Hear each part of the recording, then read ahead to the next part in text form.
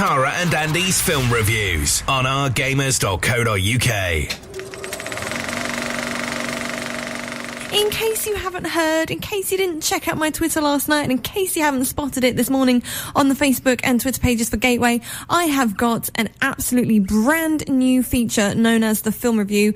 Self-explanatory, I think. I don't need to explain that one. So yeah, that's going to be a new feature from now on every Sunday. If you want to know what's happening in the cinema, the latest films, want to know a bit more about them, if you're stuck on what to see, if you want to know if a film is worth watching, well then tune in, because I'll go out there, I'll do my bit, you know. I'll check out the films for you and come back here and let you know what's what. No spoilers, of course. Don't worry, there are not going to be any spoilers. Don't hate anything more than a spoiler. That is just awful. So don't worry, I won't have any of those. So yeah, film review. I went to go see in the last week Edge of Tomorrow. Yeah, it's a 12A. Obviously come out recently, as it is still in the cinema. The director for this film is Doug Liman, who you may know has directed films like Mr. and Mrs. Smith. He's also directed and produced many of the Bourne films as well. The lead actors in this film, Edge of Tomorrow, Tom Cruise, obviously, and Emily Blunt. I have to say, I said Tom Cruise, obviously, because it's the kind of thing you expect him to be in these days. I'll get to that later. Now, the genre of this kind of film is an action sci-fi. Now, I'm going to try, if you're not into your sci-fi or action films, I'm going to try and persuade you throughout this show to go see it, because it is actually quite good. Now, the length of this film is close to 2 hours. It's 1 hour and 53 minutes, but I have to admit, it doesn't feel like it, which is quite nice, because there's nothing worse than sitting for a few hours in the cinema, getting all fidgety and uncomfortable, and not enjoying the film. And here, you honestly did not feel like it was a 2-hour film. Now, here's just a little bit about it. So, Edge of Tomorrow, an officer finds himself caught in a time loop in a war with an alien race. His skills increase as he faces the same brutal combat scenarios and his union with a special forces warrior. Let's try that again. His skills increase as he faces the same brutal combat scenarios, and his union with a special forces warrior gets him closer and closer to defeating the enemy. I don't struggle to read that much. Hopefully that'll be it for this morning. No more struggles reading a sentence with a comma in it. Oh, the comma confused me. So, yeah, so that is basically what this film is about. It's kind of like a groundhog thing. From what I've heard, groundhog is, is just a time loop. And things like this have been done before, and it's like, oh, will it be good? Because sometimes it can be cheesy or overdone or just not done very well.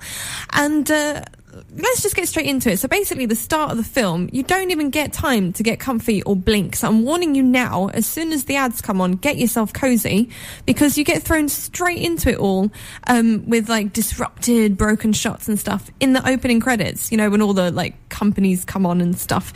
Yeah, get yourself ready and get yourself prepared and comfy before that happens, because otherwise your eyes will be fixated on it and you'll just have to stay in that position for the rest of the film. Quite a tense feel, as you can imagine. It's all about war, so not happy days. They're obviously struggling to cope with the enemy and all of that.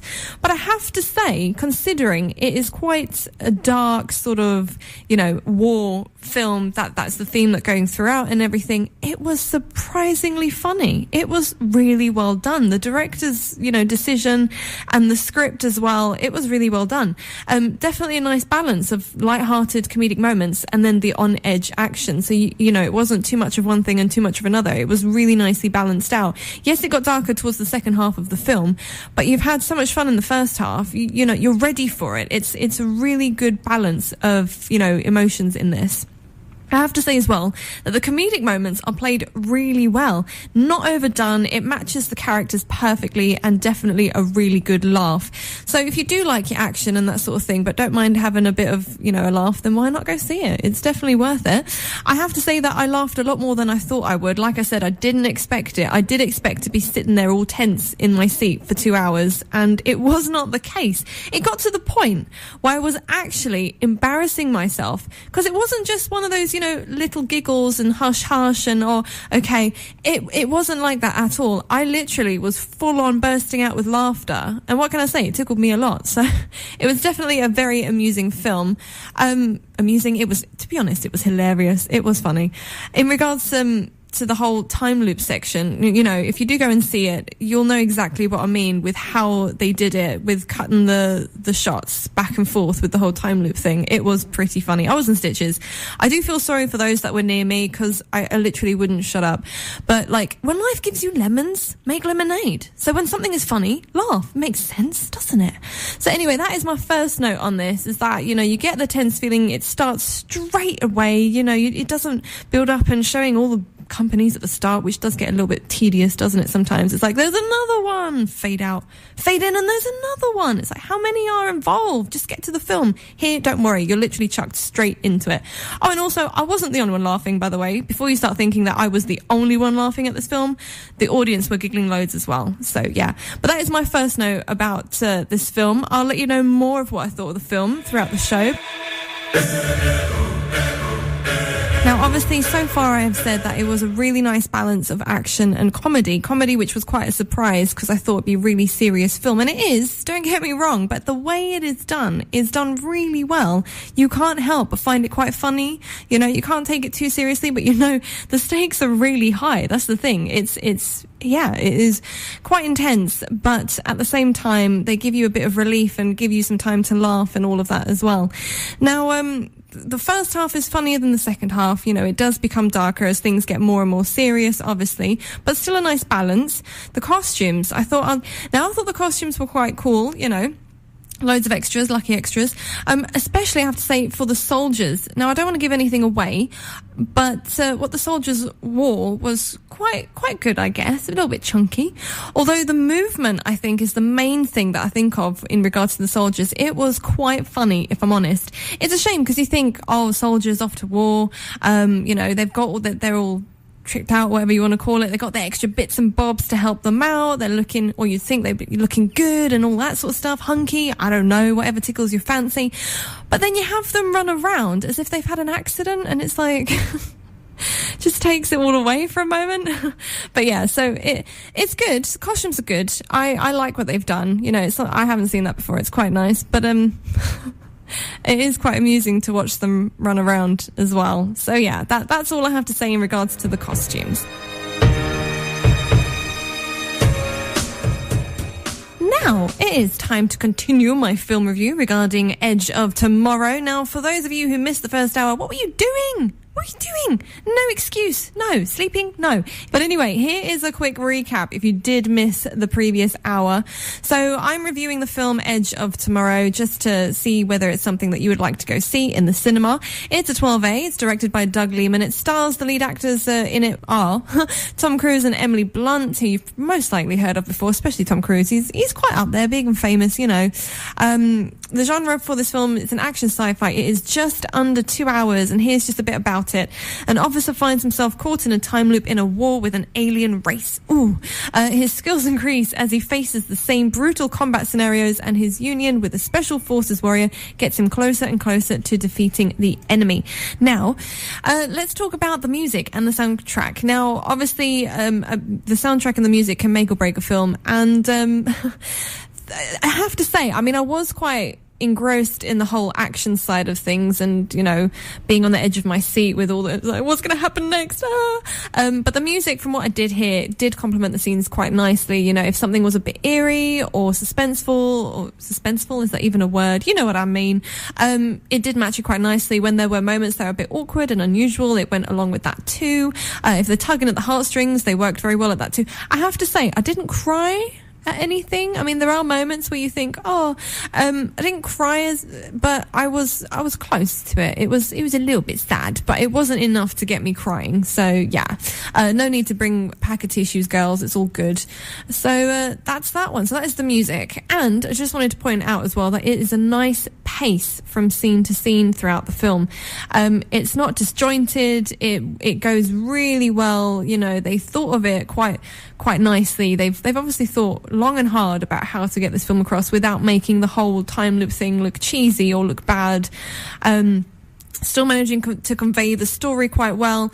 Like I said, you don't even feel that you sat there for pretty much 2 hours. There is enough time in between the action scenes to recover, so you're ready for the next big sort of scene that occurs. The story develops more and more without spoon-feeding the audience, because the last thing we want to sit there is to sit there and feel like we're an idiot, which we're not. We are capable of putting 2 and 2 together. If you give us the clues, it's fun to figure it out without making it too obvious. And it also wasn't that predictable, which was quite nice. I was kind of trying to figure out how the ending would be, and it was quite nice, so I liked it. Never a boring moment. Either you're in the action, or you're busy laughing, or both, or you're learning more and more about the characters. And I think this is why the pace of the film contributes to the fact that you don't notice 2 hours of your life has just passed you by. But it is well worth it. Time for my next point regarding the film review, which is Edge of Tomorrow. I know I've got so much going on about this film, but there was a lot to take on board. I've told you about the costume, I've told you about the pace, I've told you about the emotions, I've told you about all of that sort of stuff. And I just wanted to point out now that this is a must-see, I have to say. If you want your action thrills, a bit of fun and comedy as well, which is a nice touch and done really well considering it is a very serious issue at hand, and some CGI thrown in there too. Script and directing is very strong. I was quite happy with it. It wasn't overdone. There wasn't too much information fed to you so that you'd know exactly how it would end.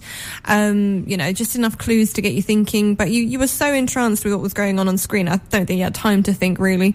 I think the only one thing that I would have to say was a slight shame is that if you are a massive sci-fi fan, aliens and all that sort of stuff, and you love your CGI. The CGI was good for the few moments that you got to see the aliens, but it's so fast, which is kind of, part of the attributes of these aliens is that they are really fast and all that sort of stuff. But you just don't see them that well. It's so quick. I think I would have liked to have had more moments to really see the aliens in detail. I think that is the only negative I would give it. But other than that, it still was good. You got to see some of the aliens for a moment, but not all of them. But anyway, yeah.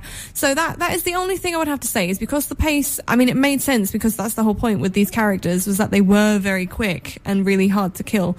But obviously, because of that, you didn't get to see them very well, so you didn't get to see all the CGI very well.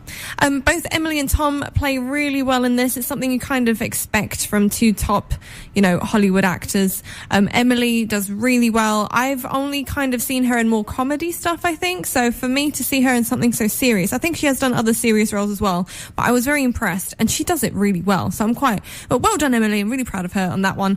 And Tom, obviously, you expect it by now for him to play really well. But no surprise.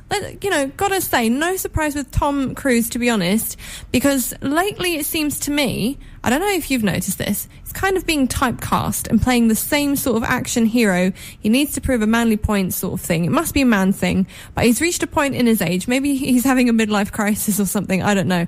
But it seems to me that he always wants to play the macho man who saves the day and does all the action-y bits.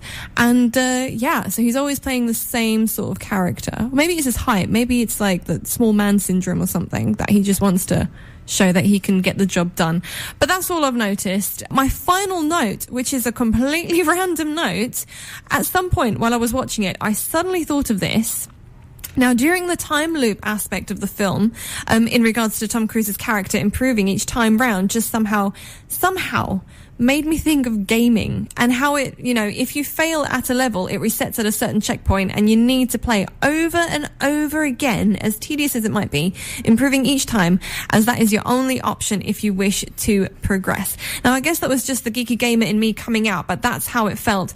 Now, obviously saying, because it was on a loop, and you might think, oh, is it tedious? Is it going to be boring because they keep repeating the same? No, it is not. It genuinely was not boring at all. They always changed it up slightly each time to make it quite entertaining. Like I said, it was quite funny during that time as well.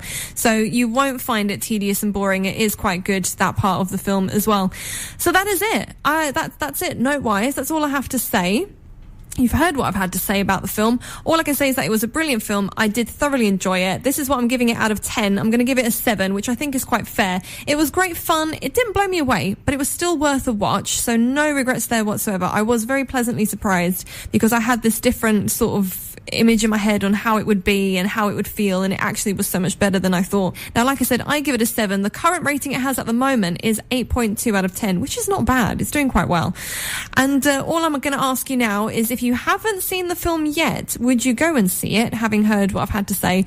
And if you have seen the film, what would you give it out of 10?